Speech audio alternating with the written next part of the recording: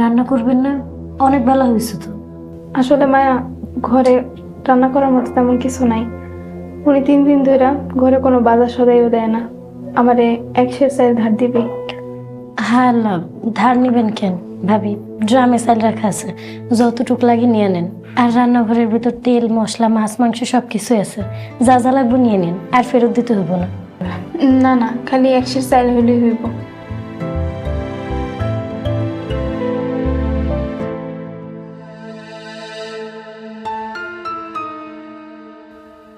মায়া, 1 চাল নিতেছি, উনি কি না আনলে দিয়ে দিব মনে।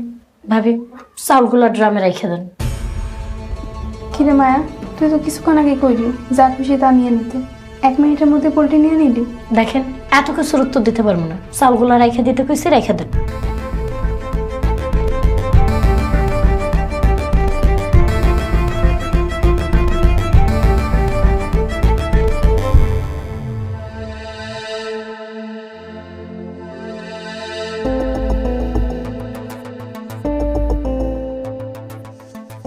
ভাবি, দুইজনের ভাত তরকারি দিয়ে গেছি, খেয়ে নিন।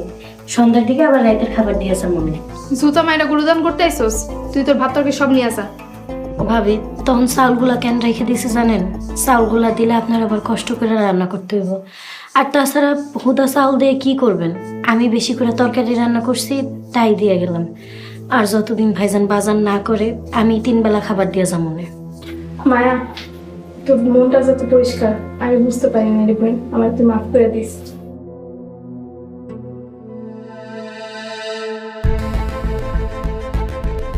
এই মেয়ে, তুই আমাদের ঘরে আসছো কেন? দেখেন, মায়া আমাকে লেগে খাবার নিয়ে আইসছে। ভাই, খায় নেন। আমার কথা না হয় বাদই দেন, আমি তো পরের মেয়া। অন্তত আপনার ছোট ভাইয়ের মুখের দিকে চাইয়া করে খায় নেন। আমরা খাই না খাই সেটা তোমাকে দেখার দরকার নাই। তোমার ভাত তরকারি নিয়ে যাও, নাহলে কিন্তু ফেলা দিব। মায়া, নে ধর, আর আমার ঘরে অপমান হইতে আইস না। সব নিয়ে আসা।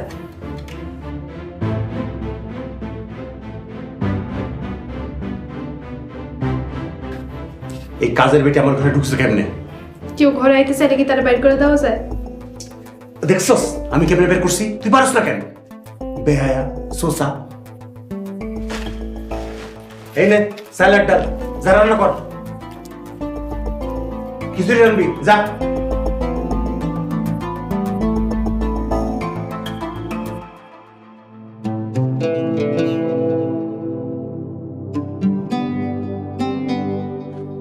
হুজুর আসসালামু আলাইকুম। ওয়ালাইকুম আসসালাম। বাবা জামাল, আজকাল তো তোমার দেখাই যায় না, কই থাকো তুমি? হুজুর, মনটা বেশি ভালো না। আজকে দোকানে আড়তে সমিলে কোথাও বসে নাই, রাস্তাঘাটে এদিক সেদিক ঘুরে বেড়াইছি। কেন, কি হয়েছে তোমার? কেউ কি মনে কষ্ট দিছে? থাক হুজুর, বাদ দেন। এইসব ছোটখাটো দুঃখ কষ্টরে প্রশ্রয় দিতে হয় না, সবসময় আল্লাহর রহমতের উপর ভরসা করে চলি। আচ্ছা হুজুর, যদি বিশেষ কিছু বলার না থাকে তাহলে আমি বাড়ি যাই। মনটা ভালো না, সাথে শরীরটাও খুব দুর্বল লাগতেছে। আজকা তোমার আম্মা আর রাজিয়ার সাথে রাস্তা দেখা হয়েছিল, তাও কথাবার্তা মনে হইলো তারা খুব পাল্টায় গেছে। তাদের কথাবার্তায় অহংকার ঔদ্ধত্যপূর্ণ। যাক, বাদ দাও সেসব কথা। বাবা, রোমানের চলাফেরা আজকাল এলোমেলো হয়ে গেছে। ওপেনলি সিগারেট খায়। গ্রামের মানুষ কয় জামালের ভাই গোল্লায় গেছে। হুজুর, আমি সত্যিই অনেক ক্লান্ত। আমি অনেক চেষ্টা করছি, কিন্তু পারি নাই। এখন আমি চেষ্টা বাদ দিছি। কেউ যদি নিজের ক্ষতি নিজে করতে চায়, সেখানে আমার কিছু বলার নেই। হুজুর, বেয়াদবি মাফ করবেন। আসি হুজুর, আসসালামু আলাইকুম। ওয়ালাইকুম আসসালাম।